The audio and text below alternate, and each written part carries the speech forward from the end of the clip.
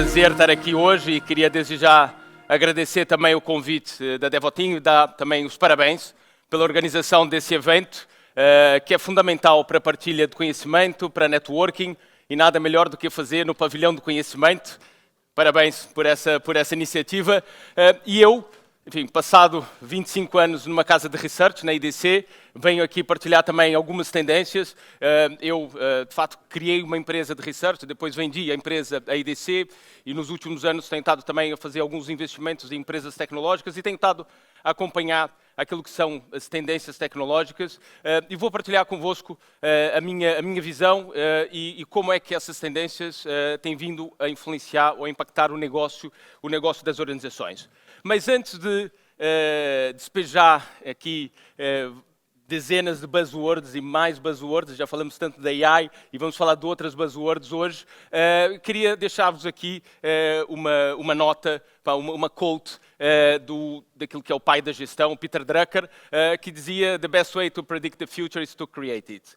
E, independentemente de todas as buzzwords e do AI, mais para a esquerda ou mais para a direita, o AI, o Agentic AI, ou aquilo que viermos a ter nos próximos anos, o importante é as organizações trilharem o seu caminho, obviamente, tirando todo o partido daquilo que são essas tendências e essas disrupções tecnológicas. E eu iniciei o meu trabalho de research nos anos 2000, onde nós vimos aqui a bolha das .com e depois vimos o desenvolvimento acelerado, logo depois em 2005, 2010, com a terceira plataforma, cloud, mobile, o AI e toda a inovação que veio a seguir. E hoje o que nós vemos com o AI, com o Gen AI, com a Agentic AI, mas outros temas relacionados com a computação quântica, ou os veículos autónomos, ou a biotecnologia e todas as outras disrupções que vemos, a grande diferença, pelo menos na minha perspectiva,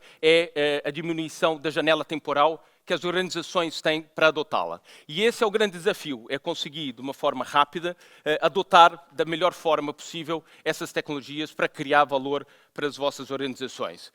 E esse é o desafio, e no painel passado, e ao longo desse dia, falou-se sobre esse desafio de conseguir, de facto, criar valor, e se o AI vai ser uma commodity, e como é que a nossa organização vai conseguir se diferenciar das outras. E há aqui uma coisa que parece-me clara, que o AI é de facto transformador. Eu, para além de investir em algumas empresas em Portugal e na Europa, tenho também investido ao longo dos anos em empresas tecnológicas, e se nós olharmos um pouco para aquilo que foi a evolução do mercado, do S&P 500, não sei quem é que acompanha, mas hoje mais de 30% do valor das 500 maiores empresas globais estão nas mãos de 7 empresas. Esses 7 magníficos que já foram falou-se hoje, empresas que atingiram, como a Nvidia ou a Microsoft, os 4 trilhões de dólares. E se somarmos todas essas empresas, e a Google recentemente atingiu os 3 trilhões, mais recentemente a Broadcom entrou também para o grupo com 1 trilhão de dólares, a Oracle na semana passada valorizou em um dia 30%. Valorizou 30% porquê? Porque as encomendas relacionadas com infraestrutura cloud para suportar o AI superou todas as expectativas dos analistas. E basicamente é essa a realidade que nós vemos, que é uma realidade diferente daquela que nós tínhamos, se calhar no ano 2000, em que as organizações vivíamos numa bolha. Não sei se hoje estamos, de fato, a atingir o pico, provavelmente estamos e vamos ter alguma quebra.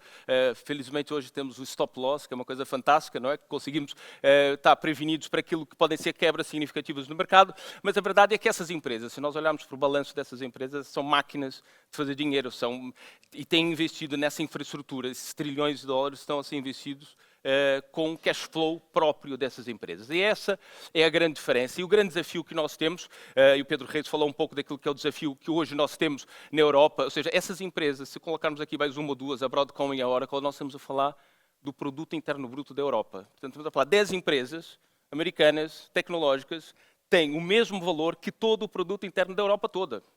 É brutal.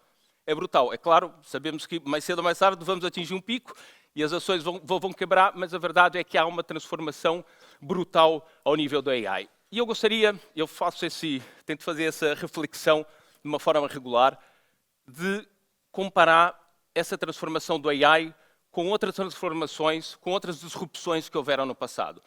Eu não sei se vocês já pararam para pensar nos últimos 100 anos, nos últimos 200 anos, quais é que foram as maiores disrupções que nós tivemos? Tecnológicas e não tecnológicas. Ideias? Revolução Industrial? Mais coisas? Internet? Mais? Também. Mas essa análise, acho fantástica, essa análise que a Gartner faz, que compara, no fundo, disrupções que aconteceram nos últimos 100, 200 anos e analisa o impacto que essas disrupções tiveram na nossa sociedade, na nossa economia, e não impactos só diretos, impactos indiretos. E aqui olham para aquilo que é essas disrupções secundárias. E aqui duas que aparecem no topo, que é a Segunda Guerra Mundial, que alterou fronteiras, criou uma nova norma mundial em termos sociais e econômicos, e a internet, que fez desaparecer, pelo menos algumas das fronteiras. Obviamente hoje há muita discussão com a questão da China, Rússia, etc., mas de fato foram duas transformações brutais que alteraram a forma como nós vivemos, como a nossa sociedade se desenvolve. E o curioso é comparar com aquilo que são as disrupções expectáveis para os próximos 5 anos. E aparecem aqui uma série delas, e eu trouxe aqui alguns exemplos, mas todas têm um denominador em comum, que é o AI. Desde a procura crescente por energia ou a falta de água, ambas estão relacionadas com aquilo que é a necessidade brutal de energia que os data centers hoje consomem, até o Gen AI, que eles chamam os avatares da AI. Ou seja, hoje falamos dos agentes da AI, mas aqui já falamos de avatares da AI que vão nos representar, vão representar as nossas empresas e vamos ser também outros guardiões AIs a gerirem ou a acompanharem ou a guardarem os nossos agentes virtuais. E, portanto, aqui o denominador comum é o AI, que de fato está a criar um impacto brutal na nossa sociedade. Há aqui uma série de discussões sobre aquilo que é se o AI vai de fato substituir os humanos. Aqui, se olharmos um pouco para aquilo que são os países hoje mais desenvolvidos em termos de robótica industrial, nós vemos a Coreia do Sul está muito à frente dos restantes países. E a grande questão que se põe na Coreia não é propriamente se os robôs vão substituir os humanos, mas se os robôs chineses vão substituir os robôs coreanos. E é essa a grande questão, porque de fato há aqui uma oportunidade de criação de novos mercados, e é assim que eu vejo, e olhando um pouco para aquilo que também foi a história e o desenvolvimento das transformações tecnológicas, falou-se muito daquilo que era o technological unemployment. Eu não sei se sabem quem é que falou inicialmente sobre esse conceito. Lembram-se? Eu, enquanto isso, vou ter que olhar. Lembram-se?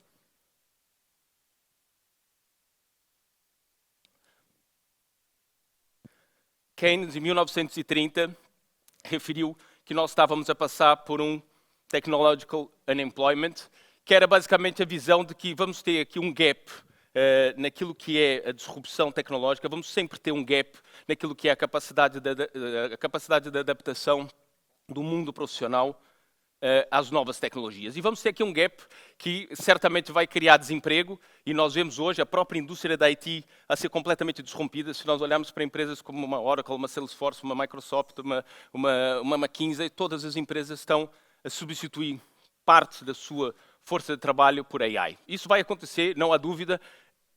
A indústria tecnológica talvez seja aquela que vai fazer a transição mais rápida, mas nós vamos ver a criação de uma série de outras indústrias, e a McKinsey coloca aqui uma série de indústrias como o e-commerce, o AI, a cloud, os veículos elétricos, os veículos autónomos, a cibersegurança, e uma série de outras indústrias como novos mercados, ou novas plataformas económicas que vão, de fato, criar novos mercados e vão criar novos empregos e novas oportunidades.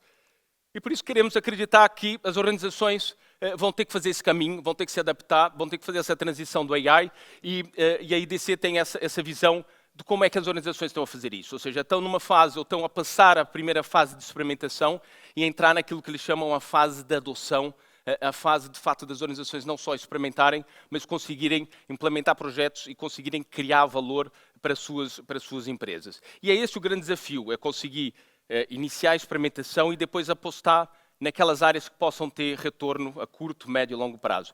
Porque o que nós vemos é, se olharmos também aqui para aquilo que é o investimento em tecnologia e aquilo que é o crescimento da economia, hoje as empresas, em termos globais, em termos médios, estão a investir mais em tecnologia do que estão a crescer o seu negócio. E, portanto, vão haver algumas empresas que vão, obviamente, ganhar a cota de mercado e vão sobreviver, e outras que vão desaparecer. E o grande desafio das organizações é exatamente aquele que se falava no painel passado, é conseguir selecionar aquelas áreas em que vão ser commodities, e, portanto, selecionar, ou seja, utilizar o AI nas áreas que vão ser commodities e que todas as empresas vão utilizar, mas também conseguirem identificar aqueles use cases que podem fazer a diferença para as suas organizações. Os use cases específicos de cada indústria, mas, sobretudo, use cases específicos de cada organização, porque cada organização tem os seus próprios dados, tem os seus próprios clientes, tem a sua própria estratégia, e é a partir daí que as organizações devem identificar quais é que são as áreas que devem investir em termos de AI. E para terminar, queria, no fundo, partilhar aquilo que tem sido feito ao longo das últimas décadas, que é essa matriz de priorização de investimento para a definição do roadmap de transformação, que é, obviamente, identificar quais é que são os use cases que podem ter mais valor, eixo horizontal, o valor mais para a direita, mais valor, esquerda, menos valor, e no eixo horizontal aquilo que é a complexidade ou a facilidade de implementação do projeto. E aqui o que nós vemos é que, certamente, há uma série de use cases que as organizações não devem desenvolver, porque são complexos e trazem pouco valor para a organização, mas há também aqueles use cases que são fáceis de implementar e que rapidamente criam valor. Depois, obviamente, há aqueles que têm pouco valor e são complexos, e temos depois aquelas que são as grandes apostas, são projetos complexos, mas que podem criar grande valor a longo prazo. Acho que esse exercício todas as organizações devem fazer e definir o seu roadmap de transformação.